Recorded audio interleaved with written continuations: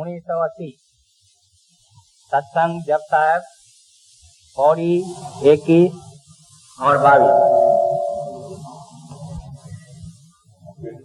तीरथ तप रियादत दान जे को पावे दिल का मान सुनिया मनिया मन कीता भाव अंतर्गत तीरथ मलना।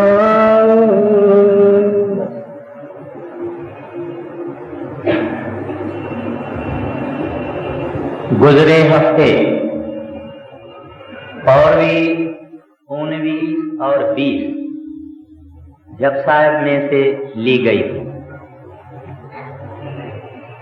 उसका तत्व ये था कि इंसान के ऊपर लाखों करोड़ों जन्मों के इकट्ठे हुए पाप जो हैं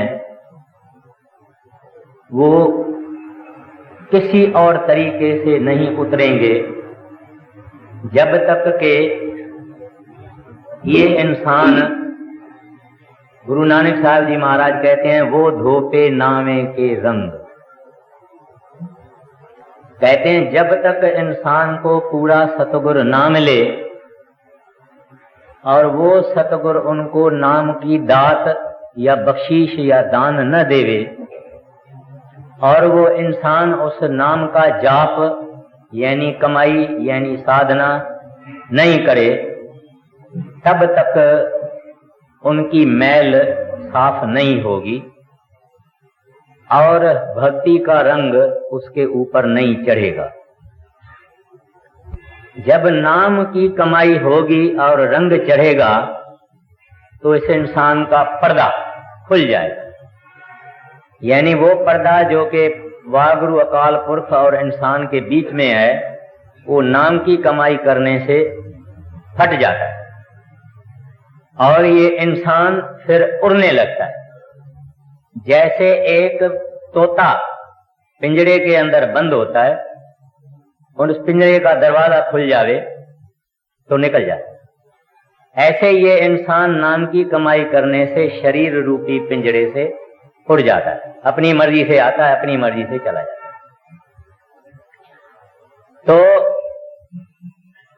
जो गुजरे हुए 2 पौड़ियां थी उनका तत्व ये है कि पाप से डरो,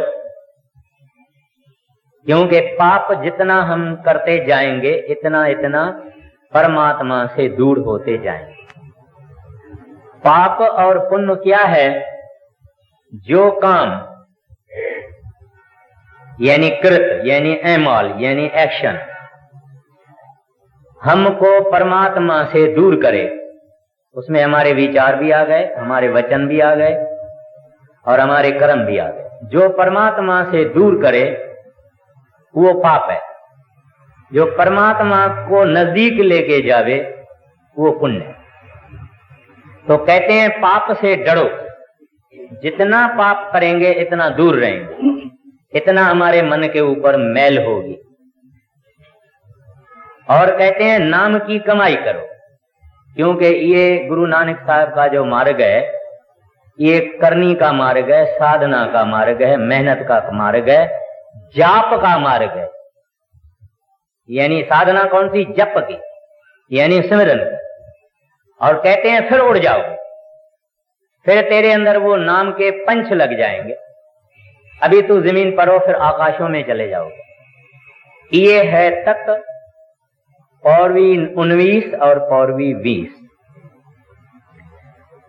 और 21वीं पौड़ी जो आज अपन ले रहे हैं, 21वीं और 22वीं, उनका मतलब क्या है कि नाम की कमाई करो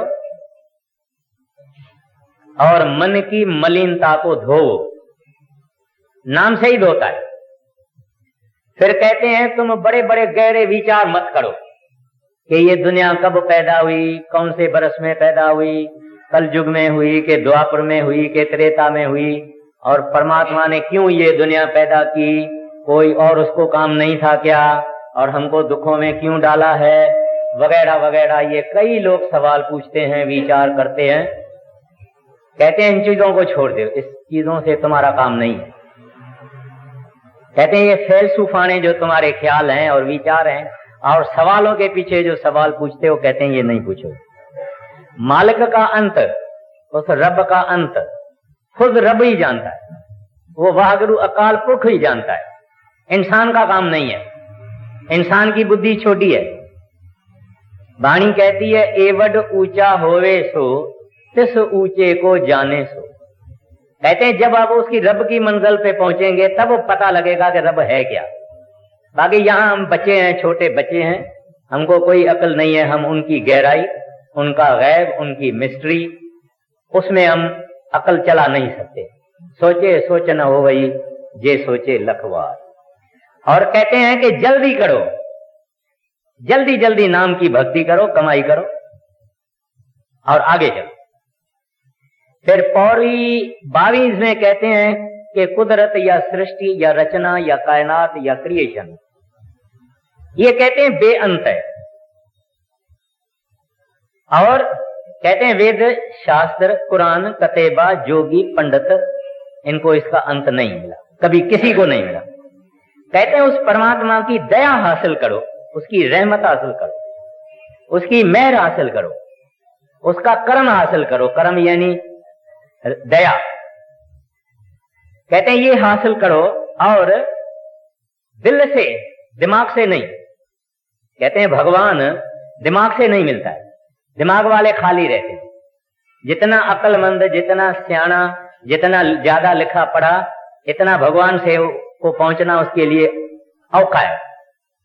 वो गांव की औरत है, पहाड़ों पे रहने वाली औरत है, नाम ले लिया बस भजन बैठ जाती है, सुरत चढ़ जाती है। 6-6 घंटा भी बैठते हैं, 4-4 घंटा भी बैठते हैं, 8-8 घंटा भी बैठते हैं। उनको ये भी पता नहीं है कि पूरब कहाँ है, पश्चिम कहाँ है, लेकिन अंदर बड़ी चढ़ाई है। तो इंसान का अक्ल इंसान का दुश्मन है और अक्ल और दिमाग का आपस में ताल्लुक है। कहते हैं अक्ल को छोड़ दो, दिल से यानी प्रेम से, श्रद्धा से, कहते हैं उस मालिक की को हासिल करने की कोशिश करो। मालिक मिलेगा ही दिल से, दिमाग से नहीं मिलेगा। देखिए गुरु अर्जन साहब जी महाराज कहते हैं गुर परमेश्वर एको जान ज्योत दुभावे सो परवान। कहते हैं अपने गुरु को परमेश्वर समझो। अब जितना अक्लमंद आदमी, लिखा पढ़ा आदमी बोलेगा ये इंसान है, हमारे जैसा इंसान है, खाता भी है, पीता भी है, बाल बच्चों वाला भी है, कपड़ा भी पहनता है, ये खुदा कैसे हो सकता है? तो अकल बोलेगा नहीं नहीं नहीं, अकल बोलेगा नहीं, ये खुदा नहीं हो सकता, ये परमेश्वर नहीं होता। मगर गुरु अर्जन साहब जी महाराज कहते हैं अगर कोई ऐसा विश्वास रखे पूरा, सो परवान, कहते हैं वो प्रभु के पास पहुंच गया। मगर हमारे अंदर में ऐसा विश्वास है नहीं, क्योंकि अकल हमारी है, अकल हमारी दुश्मन है। तो हमको गुरु नानक साहब जी महाराज कहते हैं इल्म और अकल इसको छोड़ो, इश्क हासिल करो। इश्क माना भक्ति, इश्क माना प्रेम, इश्क माना मोहब्बत। किसी मालिक के प्यारे से इश्क करो बस। कहते हैं अकल और इल्म छोड़ दो, अकल और इल्म से कोई प्रभु के पास पहुंचा नहीं। भीलनी शिवड़ी राजा रामचंद्र जी के जमाने की बात है। वो रोज जाती थी अपनी कुटिया साफ सूफ करके कि महाराज रामचंद्र आएंगे और मैं उनके लिए बेर लेके आऊं और रखूं और खट्टा ना उनको मिल जावे। प्रेम से वो बेर लेती थी, खाती थी कि प्रीतम को कोई खट्टा न बेर आ जाए। और एक दफा राजा रामचंद्र जी महाराज जब उस ऋषि आश्रम में आए, उसकी कुटिया में चले गए, किसी ऋषि के कुटिया में नहीं गए। वो सब बड़े बड़े भजन करने वाले ऋषि मुनि, योगेश्वर, ज्ञानेश्वर, मुनेश्वर वगैरह वगैरह थे, मगर चले गए भीलनी यानी भील, भीलों की लड़की, उनके कुटिया में चले। तो भीलनी के मुंह से आवाज नहीं निकलता, क्योंकि वो इतनी खुशी में, बेहद खुशी में उसकी जुबान बंद हो गई, आंखों से आंसू जारी। तो रामचंद्र जी उसको कहते हैं भीलनी क्यों? कहते हैं मैं एक नलायक, मैं एक पापण, मैं एक गुनहगार, मैं एक अछूत, मैं एक भीलों की लड़की, मैं डरती हूं। आप मेरे कुटिया के अंदर आए हैं, मैं आपकी दया और मेहर से मैं बिल्कुल, ऐसी मेरी हालत है कि मेरी जुबान से लफ्ज नहीं निकलते।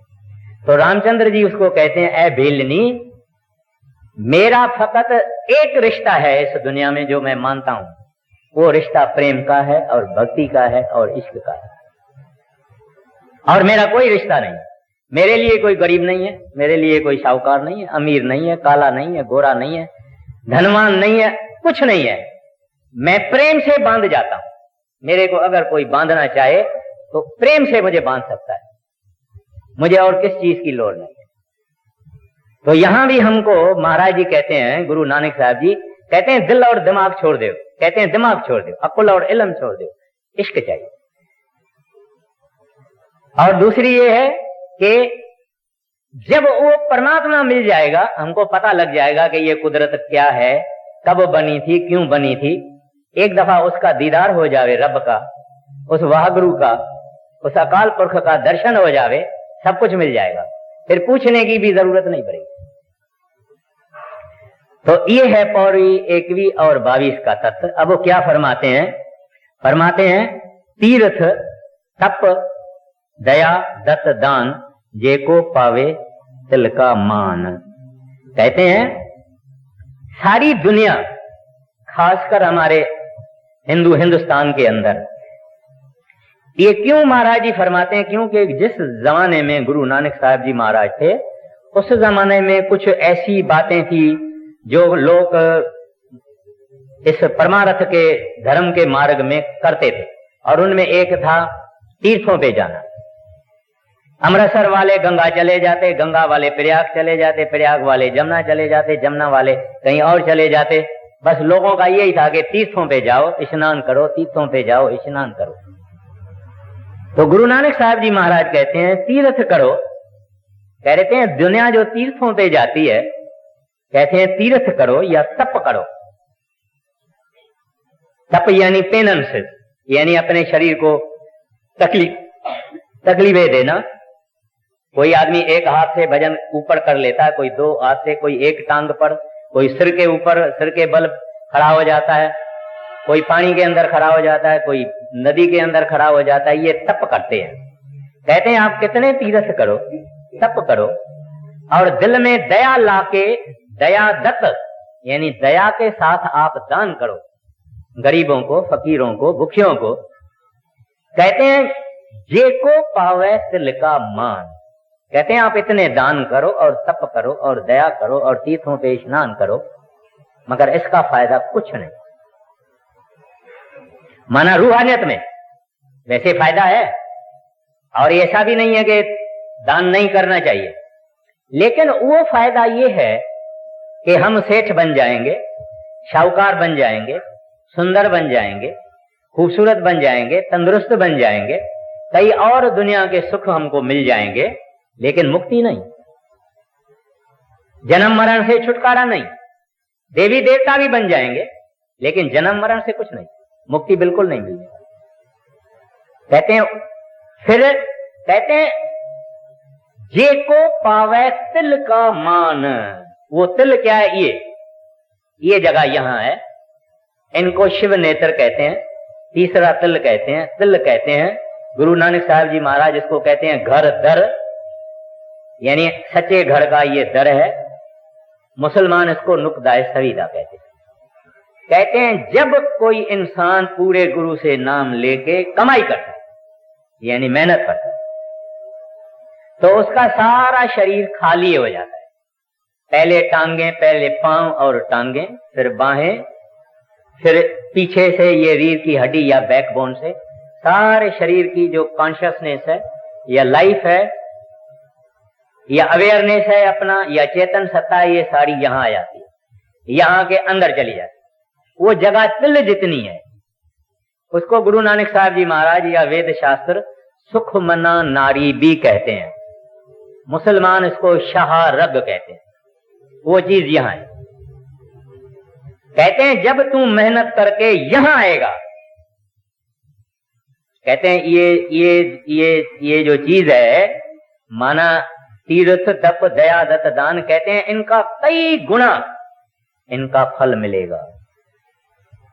और उस फल का आगे जिक्र करते हैं। मतलब यह है कि यहां इस जगह पर आना, हमको स्वामी जी महाराज भी कहते हैं तिल आसन डार तू। तिल कहते हैं, तिल आसन डार। आसन किसको कहते हैं? हम अगर बैठ जाएं कहीं, हम अपने घर में बैठ जाएं पढ़ने के वक्त या पूजा के वक्त या सिमरन के वक्त, तो हमारा आसन बन जाता है। अभी ये क्या है? आसन है। आसन माना वो जगह है जहां आदमी बैठे। तो कहते हैं ऐ प्रेमियों, ऐ प्रभु के चाह वाले, इधर बैठो, इधर अपना आसन लगाओ। इधर कैसे आसन लगेगा? जो इधर बैठेगा माना सिमरन करेगा, माना जप करेगा। सुबह को उठ के जप करेगा, रात को सोने से पहले जप करेगा, या दिन में बात करता दिन में भी जप करेगा, सिमरन करेगा, मगर यहां ख्याल रख के उसकी यहां बैठक हो जाती है। कहते हैं यहां तिल पर आसन रखो। और इस हालत को गुरु नानक साहब जी महाराज कहते हैं अंतर्गत होना। यानी हम बाहर मुखी हैं, बाहर की बात सोचते हैं, बाहर के नजारे देखते हैं, बाहर का आवाज, बाहर की बातें सब बाहर, और हमारा मन जाना ही चाहता है बाहर, अंदर बैठना नहीं चाहता है। अंदर मन को बिठाओ तो वो समझता है मैं जेल में हूं। आप भजन में बैठो, बड़े महाराज जी फरमाया करते थे कि सोल्जर यहां बंदूक खड़ी करके गर्दन पर यहां लड़ाई करने को तैयार है, मरने मारने को तैयार है, मगर जब भजन में बैठता है बैठ नहीं सकता। तो इसका मतलब यह है कि हमको अंतर्गत होना है, इधर आसन रखना है। ये तिल है जिसको कहते हैं गुरु नानक साहब जी महाराज, अगर ये 9 द्वारा काली करके तिल पर आ गया, कहते हैं इसका बड़ा मान है। और आगे देखिए क्या फरमाते हैं। सुनिया मनिया मन कीता भाव, अंतर्गत तीरथ मलनाव। अब कहते हैं सुनिया मनिया मन कीता भाव। कहते हैं अगर तू प्रेम से प्यार से नाम की का कमाई करेगा, नाम का भजन करेगा, यानी साधना करेगा, कमाई करेगा, क्या हालत होगी? कहते हैं अंतर्गत। कहते हैं जो अंदर तीर्थ है, ये बाहर वाले तीर्थ नहीं, जो अंदर तीर्थ है वो तीर्थ मल नाम। कहते हैं उसमें तू स्नान करेगा और तुम्हारी मल चली जाएगी। अभी वो अंदर का तीर्थ कौन सा है? जब ये भजन करके आदमी अंदर चला जाता है, तो जब ये दूसरी मंजिल छोड़ता है, पार ब्रह्म में पहुंचता है, वहां एक पानी का चश्मा है, मगर वो रूहानी बात है। उस पानी के चश्मे को मुसलमान कौसे हौजर कहते हैं, हौजे का कौसर कहते हैं। उसको गुरु नानक साहब जी महाराज अमृतसर कहते हैं। उनको मुसलमान, हमारे हिंदू प्रयाग कहते हैं। वो सच्चा तीर्थ है। कबीर साहब उनको मान सरोवर कहते हैं। वो अंदर एक हौज है, यानी चश्मा है, एक तालाब है, वो हमको मिलेगा पार ब्रह्म। उस पार ब्रह्म में जाने से जब ये वहां स्नान करेगा तो इसका आखरीन शरीर, जिसको कॉजल बॉडी कहते हैं या कारण शरीर कहते हैं, वो भी निकल जाएगा। यहां हम बैठे हैं, हमारा ये फिजिकल बॉडी है, स्थूल शरीर। इसके अंदर हमारा सूक्ष्म शरीर भी है और हमारा कारण शरीर भी है, और इसके अंदर हमारा मन भी है, इसके अंदर हमारी आत्मा भी। जब हम मर जाते हैं, यानी सिमरन करके जब हम मरते हैं, माना 9 द्वारा छोड़ते हैं, तो शरीर यहां रह जाता है।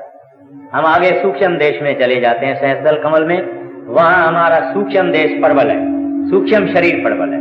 जब उसको छोड़ेंगे फिर आ जाता है त्रिकुटी। जब त्रिकुटी छोड़ेंगे फिर हमारा उधर छोड़ेंगे मन, त्रिकुटी के बाद हमारा काजल बॉडी होगा, और वो काजल बॉडी हमारी उस तालाब में स्नान करने से वो निकल जाएगी। फिर ये प्योर आत्मा हो जाती है। इसको अंग्रेजी में कहते हैं सेल्फ रियलाइजेशन। यानी आदमी तब पहचानता है कि मैं तो आत्मा हूं। वो उस वक्त अपना 12 सूर्यों का प्रकाश देखता है। इस आत्मा के अंदर 12 सूर्य का प्रकाश।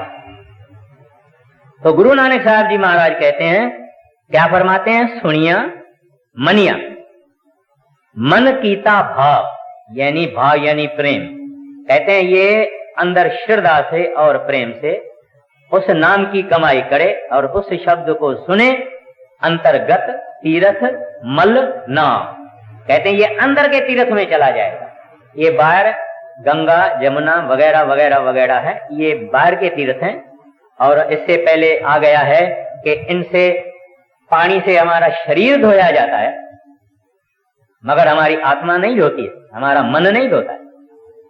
तो ये मन कैसे धोएगा? कहते हैं अंदर के तीर्थ में चला जाओ, उसको अंतर्गत तीर्थ कहते हैं।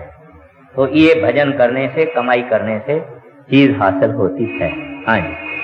सब गुण तेरे मैं नाही कोए, विन गुण कीते भगत न होए।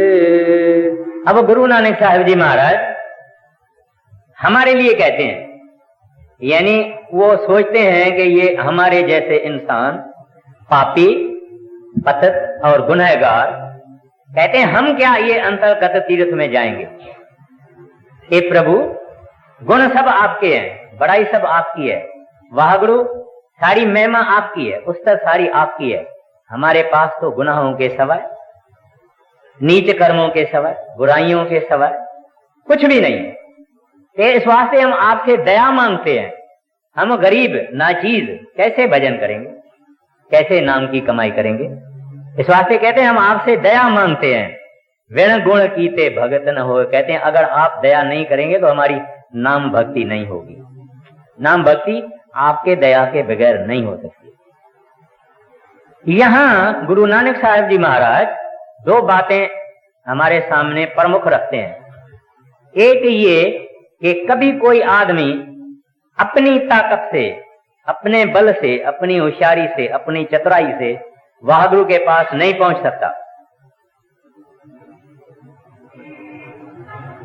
वाणी कहती है, सो जाने जिस मैं जनाऊं, बाह पकड़ लेकर घर जाऊं। कहते हैं क्या इंसान परमात्मा के दरवाजे पे जाएगा? यहां भी, इस दुनिया के अंदर भी कोई बड़ा सेठ शाहूकार होवे, उसके घर में तो कोई जाके दिखावे, बड़ा बिल्कुल ऐसा तकड़ा कोई गोरखा, कोई लाला, कोई पठान कोई बैठा हुआ होगा, बंदूक लेके हाथ में, तलवार लेके, उसके घर में भी कोई नहीं जा सकता। भगवान के घर में कौन जाएगा? जब वो परमात्मा न चाहे कि ये बंदा मेरे पास आवे, तो सब काम वो करता है। दरवाजा भी खोलता है, उस आदमी के पास भी जाता है, उसको पकड़ता भी है, उसको लेके भी आके घर में अपने सोफा पे बिठा भी देता है, मगर करता सब काम पान। वाणी कहती है ग्रंथ साहब की, माटी के ये पुतली जोड़े, क्या ये कर्म कमास, प्रभ बाह पकड़ जिस मार्ग पावे, सोदत जंत बिला। कहते ये मिट्टी का पुतला, हम मिट्टी के पुतले हैं। क्या है हम? पता नहीं है, घंटे के बाद कोई होएगा नहीं होगा, कल कोई होएगा नहीं होगा, 1 मिनट के बाद क्या होता है इसका क्या पता है? इस वास्ते हमको कहते हैं, अरे तू क्या करेगा? माटी के ये पुतली जोड़े, क्या ये कर्म कमास। कहते तू क्या कर्म करेगा, तू क्या भजन करेगा? प्रभु बाह पकड़ जिस मार्ग पावे। कहते हैं वो बाह पकड़ के लेके आता है, नहीं तो हम जाने वाले नहीं। एक दफे की बात है, महाराज जी पहाड़ों में सत्संग किया करते थे। तो वहां सत्संग करते करते एक सूतार तरखान खड़ा हो गया। वो कहता है, मेरे को अंदर महाराज जी आए हैं और महाराज जी मुझे कहते हैं चलो, और जो तेरे साथ कोई चलना चाहे उसको भी ले आओ। तो वो तरखान ने सत्संग में उठ के ये बात कही, यानी महाराज जी वहां नहीं थे, मगर वहां महाराज जी सत्संग करने के लिए जाया करते थे। वो तरखान सत्संग में उठ के कहता है, महाराज जी आया है, मुझे हुक्म हुआ है कि भाई तेरे दिन खत्म है, तुम आओ, और तुम्हारे साथ और भी कोई आना चाहे तो उसको भी ले आओ। तो वो तरखान कहता है, तरखान माना सूतार यानी कारपेंटर, तरखान कहता है भाई कोई और तैयार है? कोई तैयार नहीं निकला, कोई नहीं निकला। और उधर का उधर उस तरखान ने अपने प्राण त्याग दिए वहां। तो कहने का मतलब क्या है कि ये इंसान कुछ नहीं, इनको उस मालिक की दया पहली है, दया नहीं होए कुछ नहीं। तो एक उनकी दया चाहिए और दूसरा अपने को कमाई कर, अपने को मेहनत कर, अपने को साधना कर। ये अपना जो संत मार्ग है, इस संत मार्ग के अंदर कोई किताबों पढ़ने का काम नहीं है, बहस मुबाहिसा करने का काम नहीं है। भजन करना है, भजन करना है, भजन करना है, भजन करना है, जप करना है, जप करना है, सिमरन करना है, सिमरन करना है, सिमरन करना है। ये शरीर, ये इंसानी देही एक मिट्टी की देही है, गुनाहों से पापों से भरी हुई है। मन बदमाश अंदर बैठा हुआ है, हर बात में खराबी, नीचता, बुराई, काम, क्रोध, लोभ, मोह, अहंकार, निंदा, वैर, विरोध, ईर्ष्या, ये गलीज में गलीज चीज है। जब उसके ऊपर वो दाता रहमत करता है, इसका मुंह उसके तरफ हो जाता है। अभी हमारा मुंह माया के तरफ है, भगवान के तरफ हमारा मुंह नहीं है। हम अभी मनमुख हैं, क्योंकि मन के तरफ हमारा मुख है। मगर जब ये भजन करेगा, इसका मुख गुरु के पास हो जाएगा, रब के पास हो जाएगा। अभी हमारा मुंह मन के तरफ है। तो ये दो चीजें गुरु साहब जी महाराज कहते हैं, एक उनकी दया, दूसरी हमारी मेहनत। इस वास्ते क्या फरमाते हैं?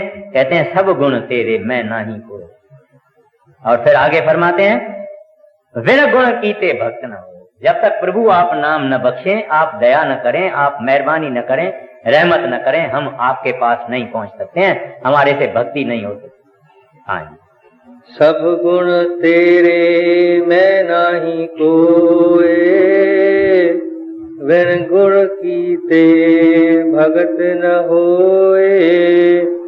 स्वस्थ आत बाणी भरमाओ, सत सुहाणु सदा मन चाहो।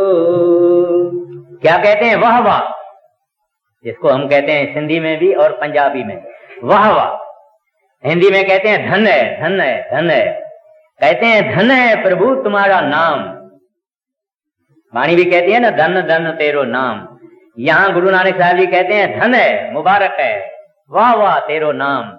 कहते हैं वो आपका नाम है। क्या वो झंकार है, क्या मधुर रस है, क्या वो वाणी है, क्या उसमें खुशी है, क्या उसमें आनंद है।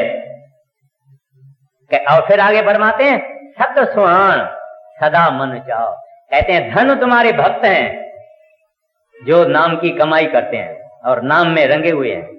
और उन भक्तों का क्या देते हैं? कहते हैं वो सत्य है, कहते हैं वो सत्य है, सत्य सुहान। कहते हैं उनकी खूबसूरती सच्ची है। इस दुनिया के अंदर जो जितनी खूबसूरती है, ये मांस और हड्ड और चम की खूबसूरती है। और आज जवानी है, कल होएगी नहीं। आज जो 70 बरस की माता यहाँ बैठी हुई है, बूढ़ी, उनको नूर नहीं है, उनको लीटे पड़े हुए हैं, उनकी नजर नहीं है, बाल सफेद हो गए, कमर में दर्द है, सुन नहीं सकती, बोल नहीं सकती। कहते हैं ये क्या? यही माता 17 बरस की थी, खूबसूरत लड़की थी। तो कहते हैं इस दुनिया की कोई खूबसूरती जटादार नहीं है, कायम नहीं है, फना है। कहते हैं सत्य सुहान।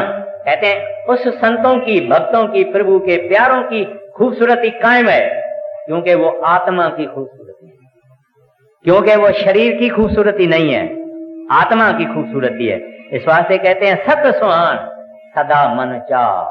कहते हैं उनके मन में सदा प्रभु के मिलने का प्यास है, ख्वाहिश है, चाहना है। गुरु रामदास जी महाराज कहते हैं मेरे अंतर लोचा मिलन की प्यारे। कहते हैं प्रभु मुझे आपसे मिलने का शौक है, बस और कुछ नहीं। और हमारे अंदर क्या है कोई ऐसा प्रेमी जो कहे मन में कि और मेरे को कोई ख्वाहिश नहीं है सवाए प्रभु मिलन की? बिल्कुल नहीं। हम दफ्तर भर देंगे हमारी अपनी ख्वाहिशों का, और 10 ख्वाहिशें अगर परमात्मा पूरी कर देते हैं तो 15 और रख देते हैं उसके साथ। लेकिन ये कहते हैं ये आदमी धन है, सदा मन चाह। कहते हैं उनके हृदय में there is constant remembrance of the Lord. Guru Nanak साहब जी महाराज कहते हैं एक खिन जे विसरे तू स्वामी, तो जानियो बरस 50। फिर आगे फरमाते हैं, कहते हैं जे आखा जीवा विसरे मर जाऊं।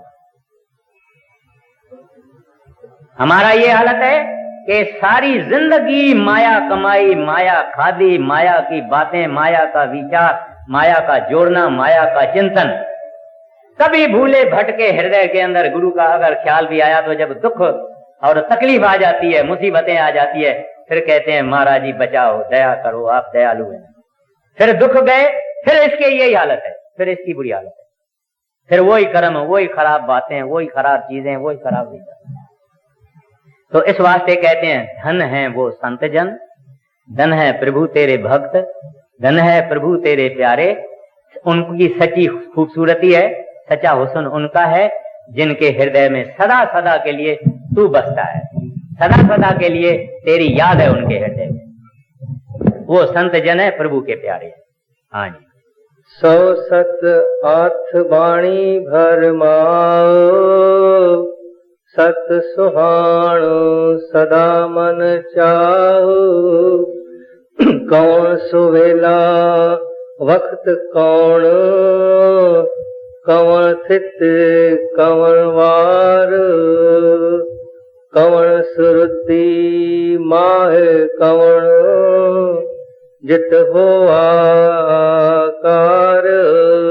अभी मैंने पहले ही आपसे अर्ज किया हुआ है कि ये जप साहब जो है, ये सिद्धों ने गुरु नानक साहब से सवाल और जवाब किए हैं और गुरु नानक साहब जी ने उनके जवाब देते गए हैं, उन्होंने सवाल पूछते गए हैं। अभी सिद्ध कहते हैं हजूर कौन सा वेला वक्त कौन, कहते हैं वो कौन सी वेल थी, वेला था यानी टाइम था, और कौन सा वक्त था, कौन सी वो घड़ी थी, कौन सा वो वक्त था। कौन तिथ, कहते हैं कौन सी डेट थी, कौन सी तारीख थी। कौन वार, कौन सा दिन था। कौन सी रुति, कहते हैं कौन सी रुत थी, बाहर था, सरव था, ठंडी थी, गर्मी थी, कौन सी रुत थी। माह कौन, और कौन सा महीना था। जित हुआ आकार, कहते हैं जब परमात्मा ने ये सृष्टि बनाई यानी क्रिएशन की, रचना की, कहते हैं ये हमको बताई। अभी सिद्ध पूछते हैं, पहले तो उन सिद्धों ने गुरु नानक साहब को कुछ समझा ही नहीं था। वो तो समझते थे कि जो कुछ है हम हैं, जो कुछ हम कर रहे हैं वही सब कुछ है। जब गुरु नानक साहब से उनकी बैठक हुई थी, बातचीत हुई थी, फिर उनको होश आ गया था कि हम तो कुछ है नहीं। तो फिर वो सवाल के पीछे सवाल पूछने लगे। अभी ये सवाल पूछते हैं तो गुरु नानक साहब जी महाराज उनका जवाब देते हैं। वेल कौन सुवेला वक्त कौन, कौन तिथि कौन वार। कौन सी रुत माहे कौन, जित हो आकार। वेल न पाया पंडिती, जे होवे लेख पुराण। वक्त न पाइयो का दिया, जे लिखन लेख कुरान। अभी गुरु नानक साहब जी महाराज ने उनको जवाब क्या दिया है, कहते हैं वेन न पाया पंडिती, कहते हैं जो पंडित लोग हैं, कहते हैं उसको पता नहीं है कि किस वक्त वेल न पाया पंडिती जे होवे लेख पुराण। कहते हैं बड़े बड़े जितने पंडित हैं हिंदुस्तान के, कहते हैं इनको भी पता नहीं है कि किस वेल यानी किस वक्त में परमात्मा ने ये रचना पैदा की। कहते हैं क्यों नहीं पता है, कहते हैं क्योंकि पुराणों में लिखा ही नहीं है। पुराणों में जितने हिंदू शास्त्र हैं उसमें नहीं लिखा हुआ है कि किस वक्त परमात्मा ने ये रचना की। सतयुग भी अगर कहा जाता है तो सतयुग भी लाखों हो गए, कल युग भी लाखों हो गए, द्वापर भी लाखों हो गए, त्रेता भी लाखों हो गए। क्योंकि कहते हैं पंडित तो वही बात बताते हैं जो शास्त्रों में है, मगर ये चीज शास्त्रों में है ही नहीं। फिर आगे फरमाते हैं, कहते हैं वक्त न पाजियो काजियां, कहते हैं काजियों को भी पता नहीं कि किस वक्त भगवान ने ये रचना की, ये कुदरत पैदा की, किस घड़ी में, किस समय में, किस बरस में, किस महीने में। क्यों? कहते हैं कि कुरान में लिखा ही हुआ नहीं है। यानी गुरु नानक साहब जी महाराज यहाँ ये बताना चाहते हैं कि ये पंडित और वगैरह वगैरह जितने हैं ये आलम है, इल्म पर के आलम हुए हैं, आमिल नहीं है। आमिल एक और चीज है, आलम एक और चीज है। आलम वो है जिसको ज्ञान होवे, इल्म होवे, नॉलेज होवे, वो हो गया आलम, मगर करनी नहीं है। मैं एक प्रोफेसर को जानता हूं जो कि शराब के ऊपर तकरीर करता था, ऐसी तकरीर करता था कि आदमी शराब छोड़ दे, मगर खुद सुबह को चाय के बदले शराब पीता था। तो कहने का मतलब क्या है कि अमल एक चीज है और इल्म एक चीज है। तो यहां गुरु नानक साहब जी महाराज कहते हैं भाई देखो, अगर कुरान में लिखा हुआ हो तो काजी बतावे ना कि रब ने कब ये कुदरत पैदा की। अगर वेदों शास्त्रों में लिखा हुआ हो तो पंडित जरूर बतावे, क्योंकि पंडित बनाई तब जब उन्होंने सब वेद शास्त्र पढ़ लिया। कहते हैं इनको ये मालूम नहीं। आगे, वेल न पाया पंडिती जे होवे लेख पुराण, वक्त न पाया कादिया जे लिखन लेख कुरान, थितवार न जोगी जाने रुत माह न कोई, जा करता सृष्टि को साजे आपे जाने सोई। अब गुरु नानक साहब जी महाराज कहते हैं जोगी, उस जमाने में जोगियों का बड़ा राज था, जोगियों का बड़ा तेज था, खासकर पंजाब में। पहले उन्होंने बता दिया पंडितों की बात, फिर बता दिया उन्होंने काजियों की बात, फिर बता दिया अभी जोगियों की बात। तो वो उस वक्त में गोरखनाथ, मच्छंद्रनाथ वगैरह वगैरह वगैरह ये सब जोगी मत बहुत था। तो कहते हैं तारीख, दिन, रुत और महीना जब भगवान ने ये रचना की तब जोगियों को भी वो चीज मालूम नहीं है। क्यों? कहते हैं जा करता सृष्टि को साजे आपे जाने सो। कहते हैं जिस परमात्मा ने ये सृष्टि पैदा की उसको मालूम है कि कब उन्होंने पैदा की, कौन सा महीना था, कौन सा दिन था, कौन सी घड़ी थी, कौन सी वेल थी, कौन सा युग था। कहते हैं फकत उस रब को मालूम है, फकत उस परमात्मा को मालूम। हाँ जी, तिथवार ना जोगी जाने रुत माह नाम कोई, जा करता सृष्टि को साजे आपे जाने सोई। क्यों कर आखा क्यों सालाही, क्यों वर्णी क्यों जाना, नानक आखिर सबको आखे एक दू एक सियाणा। अब फिर सिद्ध पूछते हैं कि वह कर आखा। कहते हैं अगर हमको भगवान का पता ही नहीं, परमात्मा का पता नहीं, कुछ मालूम नहीं रचना कैसे हुई, कब हुई, कहते हैं कि वह कर आखा। कहते हैं मैं उसकी महिमा, सिद्ध कहते हैं हम उसकी महिमा कैसे कहें, उसकी उस्तत कैसे कहें, उसकी बड़ाई हम कैसे कहें। कि वह सालाही, कहते हैं उसकी बड़ाई सारायना हम कैसे करें। कि वह वर्णी, हम कैसे उनका वर्णन करें। कि वह जाना, हम कैसे जाने कि वो क्या है। जब हम किसको जानते ही नहीं है तो हम उसकी महिमा कैसे करेंगे। सिद्ध कहते हैं। तो गुरु नानक साहब जी महाराज कहते हैं भाई तुम इन चीजों को छोड़ो, नानक आखन सबको आखे। कहते हैं अगर कहना ही है और सुनना ही है, कहते हैं सारी दुनिया भरी हुई है, किताबें भरे हुए हैं, वेद भरे हुए हैं, शास्त्र भरे हुए हैं। कहते हैं और ऐसे ऐसे आदमी भरे हुए हैं कि एक अगर बड़ा अच्छा जिक्र करता है, कहते हैं एक दो एक सियाना, कहते हैं उससे भी एक और सियाना बैठा है जो उससे भी अच्छा वर्णन करेगा। फिर उसके बाद और उससे भी अच्छा वर्णन करने वाला बैठा है, लेकिन कहते हैं वो सच्चा वर्णन नहीं है। कहते हैं जो असल चीज है, ये चीज अकल की है, ये चीज दिमाग की है, ये चीज पढ़ने की है, सोचने की है, मगर सच्चा जो तजुर्बा, जिसको हकीकत, जिसको अनुभव, जिनको एक्सपीरियंस कहते हैं वो नहीं।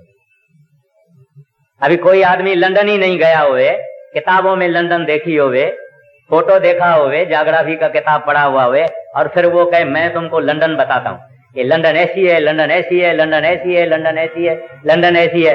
मगर जो आदमी लंदन से ही आया हुआ हुए और उधर 8 बरस रह के आया हुआ हुए, बताइए वो क्या बताएगा और किताब पढ़ने वाला क्या बताएगा। तो ये जो संत जन है, ये गुरु नानक साहब अपने को तो लाते ही नहीं, क्योंकि वो तो दीनता की मूर्ति, उनके अंदर निम्रता, वो अपना कुछ नहीं कहते हैं। लेकिन हकीकत ये है कि वो सिद्धों को कहते हैं भाई ये चीज अनुभव की चीज है। ये जैसे एक गूंगा गुड़ खावे, उस गूंगे से पूछो भाई गुड़ कैसा है, क्या कहेगा? ज्यादा से ज्यादा आवाज कर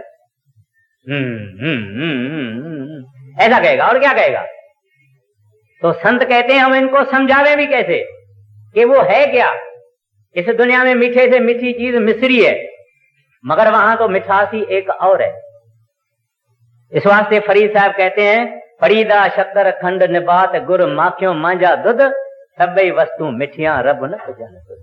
कहते हैं खंड मीठी है, शक्कर मीठी है, निबात मीठी है, गुड़ मीठा है, भैंस का दूध मीठा है, लेकिन कहते हैं जो प्रभु का, जो रब का, जो वागुरु का, जो अल्लाह का मिठास है, कहते हैं वो सबसे आला है, वो इस दुनिया में है। तो इस वास्ते कहते हैं नानक आखन सबको आखे। कहते हैं सारी दुनिया आपको भगवान के गुण बताएगी, मगर सब सेकंड हैंड चीजें हैं, सुनी सुनाई पड़ी चीजें हैं। फिर आगे कहते हैं एक दो एक सियाना, कहते हैं बड़े से बड़े पड़े हैं जो आपको मालिक के गुण बताएंगे, एक से दूसरा काबिल है, उसी से और काबिल है, लेकिन कहते हैं अनुभव नहीं है, खाली जबानी। हाँ जी।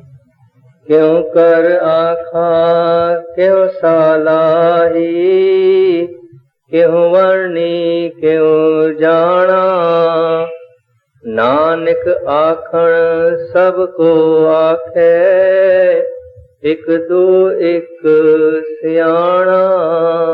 वड्डा साहिब वड्डी नाई, कीता जाका होवे।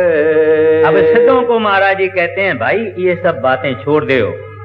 वड्डा साहिब वड्डी नाई, कहते हैं वो प्रभु बड़ा है, वागुरु बड़ा है और उसका नाम बड़ा है, और उसने अपने नाम से क्या किया, कीता जाका होवे।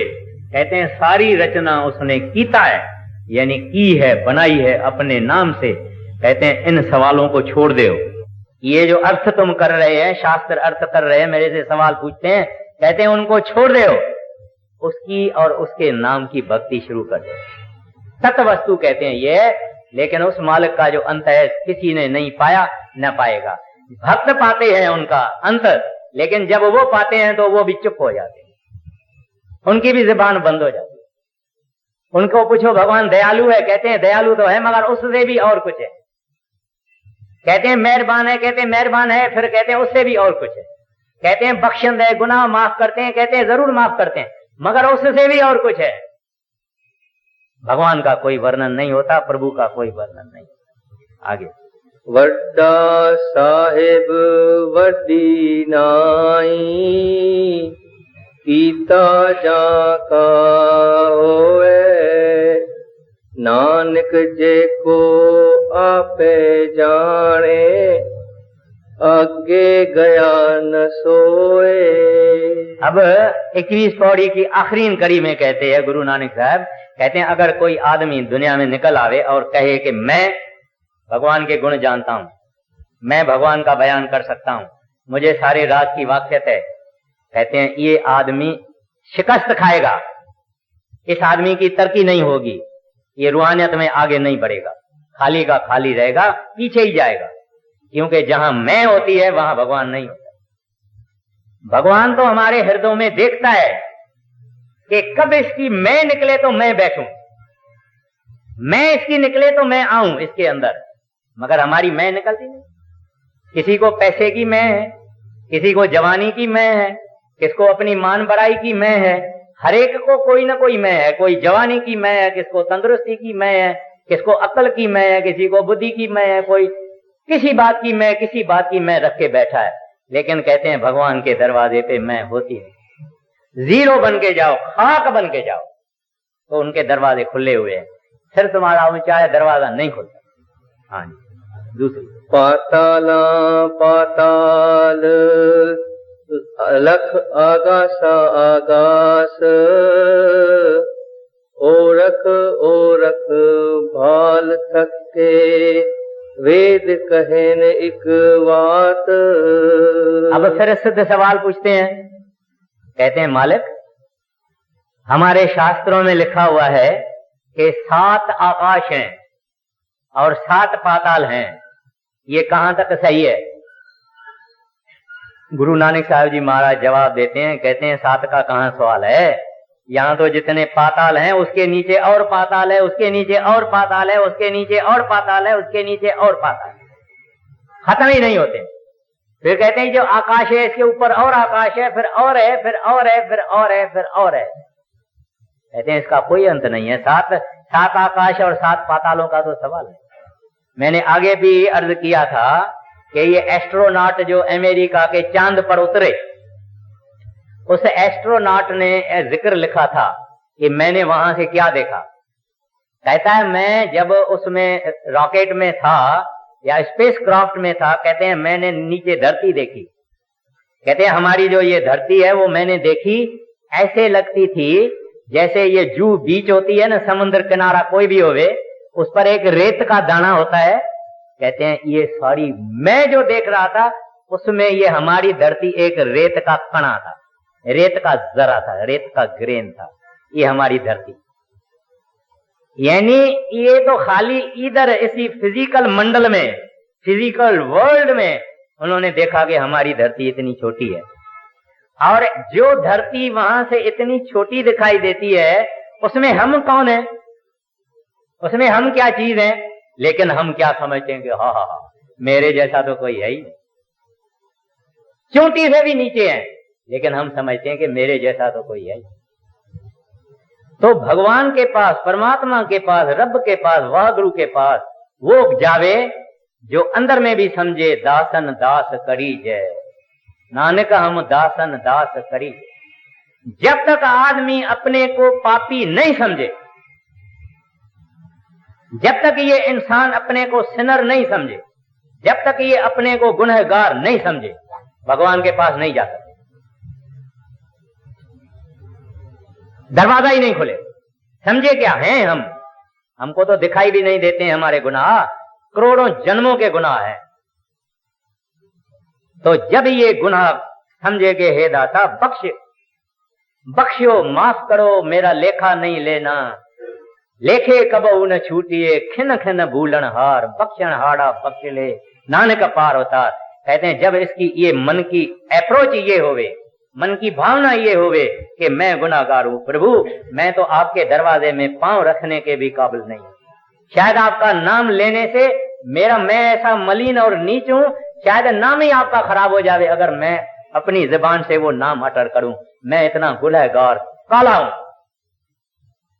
ये भावना जब लेके ये भगवान के दरवाजे पे जावे, तब भगवान बोलता है कि बस अभी खत्म है बेचारा, अभी माँ इसके अंदर है नहीं।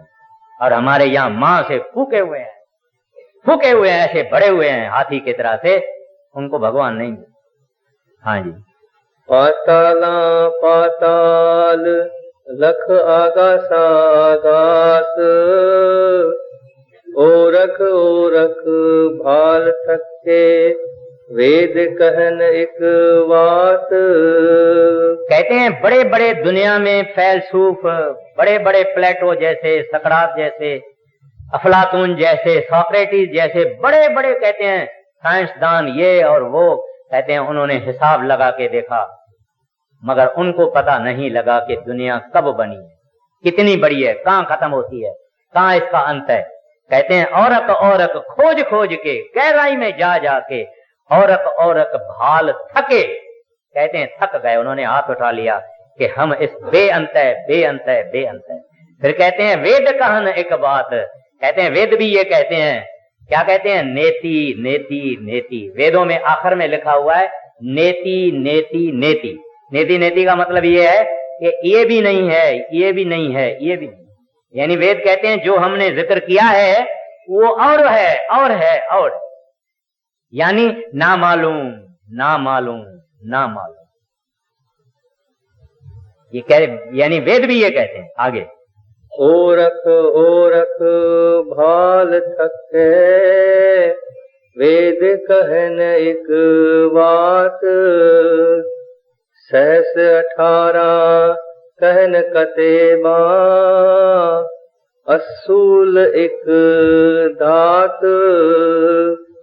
अब कहते हैं मुसलमानों के किताबों में लिखा हुआ है कि 18,000 आलम हैं, यानी यूनिवर्सेस हैं 18,000, लेकिन इसका मतलब यह है कि बेअंत है, बेअंत आलम हैं। कहते हैं सहस 18 कहन कतेबा। कतेबा मुसलमानों के इस्लाम ने 4 मुकद्दस किताबों को माना हुआ है। एक उसमें हजरत मोहम्मद साहब के कुरान शरीफ है, दूसरा हजरत मूसा का तौरीत है, तीसरा हजरत दाऊद का जबूर है, चौथा हजरत यसु मसीह का यानी जीसस क्राइस्ट का बाइबल है, अंजील है। कहते हैं इनमें लिखा हुआ है कि 18,000 आलम हैं, लेकिन कहते हैं आखिर में वो भी ये कहते हैं असलू एक धात। कहते हैं ये बराबर 18,000 आलम हैं, लेकिन इनका तत् धात यानी मूल कहते हैं एक रब ही है, एक परमात्मा ही है, एक वागुरु है, एक अल्लाह है, कोई एक है, इनमें से ही सब कुछ निकला हो। हाँ जी आगे, सहस 18 कहन कतेबा, असूल एक धात, लेखा होए त लिखिए, लिखे होए वणास। कहते हैं उसका कोई लेखा होवे, कोई हिसाब होवे, कोई अंग होवे, कोई अक्षर होवे, तो कहते हैं हम लिखें या हम आपको बताएं। कहते हैं कोई लेखा नहीं, कोई हिसाब नहीं, कोई अंग नहीं, कोई कंप्यूटेशन नहीं है। ऑल अटेम्प्ट्स एट डिस्क्रिप्शन और इनवेंट। कहते हैं उसको डिस्क्राइब कोई कर नहीं सकता। कहते हैं जितने इस लेखे को करने को बैठे वो खुद खत्म हो गए, मगर लेखा उनको नहीं मिला। क्या कहते हैं? लेखा होए तो लिखिए, लेखे होए विनाश। कहते हैं लेखे करने वाले जिक्र फिक्र करके करके करके विनाश हो गए, खत्म हो गए, नाश हो गए, मगर उनको प्रभु का लेखा नहीं मिला, प्रभु का अंत नहीं मिला। हाँ, लेखा होए त लिखिए, लिखे होए वणास। नानक वड्डा आखिए, आपे जाने आप। अब इस पौड़ी के आखिर में गुरु नानक साहब जी महाराज सिद्धों को कहती है भाई, कहते हैं भाई सुनो, वो बड़े से बड़ा है, बड़े से बड़ा है, ऊंचे से ऊंच है, उत्तम से उत्तम है। वड्डा आखिए आपे जाने आप। कहते हैं उनको आप ग्रेट कहो, उनको बड़ा कहो कि रब तू बड़ा है। और कहते हैं वो अपनी बड़ाई खुद जानता है, इंसान कुछ नहीं कह सकता है। महाराज जी एक छोटी सी कहानी बताया करते थे कि एक समुद्र का हंस वो किसी गांव से गुजरा तो नीचे नीचे वो उतरा किसी ठंडक में बैठने के लिए। तो वहां एक कुआं था, उस कुएं में एक डड्डू यानी मेंढक जिसको बोलते हैं, फ्रॉग, वो था। तो फ्रॉग बाहर निकल आया और उस हंस को बोलता है भाई बताओ तुम कौन से देश से आया है? कहता है मेरा तो देश आकाशों में है। कहते हैं तुम्हारा देश कैसा है? कहता है वो तो समुद्र जितना बड़ा है। कहते हैं समुद्र कैसे होता है? कहते हैं बहुत बड़ा है। कहते हैं वो फिर मेंढक क्या कहती है, एक छलांग लगाती, बोलती है इतना बड़ा है तुम्हारा समुद्र? कहता है नहीं, इससे भी बड़ा। फिर उसने और एक बड़ी छलांग लगाई, बोले इतना बड़ा है? कहते हैं नहीं, इससे भी बड़ा। फिर और एक उसने छलांग लगाई, फिर बोला इससे बड़ा है? कहता है इससे भी बड़ा है, बहुत बड़ा है। तो परमात्मा ऐसा है, कोई नहीं कह सकता है कि कितना बड़ा है। आप जितना बड़ा इस संसार में बताओगे उससे बड़ा है। कितना दयालु है, जितना बड़े से बड़ा दयालु है उससे बड़ा है। कितना बख्शंद है, माफ करने वाला है, जो बड़े से बड़ा माफ करने वाला उससे भी ज्यादा माफ करने वाला है। तो इस वास्ते सिद्धों को कहते हैं तुम उसके अंत में न जाओ, अगर उनका अंत लेना है तो उसको बड़ा मान के उनकी भक्ति करो। भक्ति करके जब उनको हासिल करोगे तब उनको तुमको पता लगेगा कि वो कितना बड़ा है। हाँ जी। लेखा होए त लिखिए, लेखे होए वणास, नानक वड्डा आखिए, आपे जाने आप। बड़ी नानक वड्डा, नानक वड्डा आखिए, आपे जाने आप। भाई एक बेनती है, अपने को जाप जप साहब के लिए पाठी की जरा तकलीफ हो रही है, ये सब आप जानते हैं। तो आपके अंदर कोई भाई या बहन कोई भी हो जो अच्छा पाठ जप साहब का कर सके, वो कृपा करके मुझे बाहर मिले। या आपका कोई दोस्त रिश्तेदार बहन भाई सहेली फ्रेंड कोई होवे अच्छा जप साहब का पाठ करता हुए तो कृपा करके मुझे बताए, ताकि 2-4 पाठी हमको हो, वक्त पे कोई तकलीफ नहीं हो। राधा स्वामी।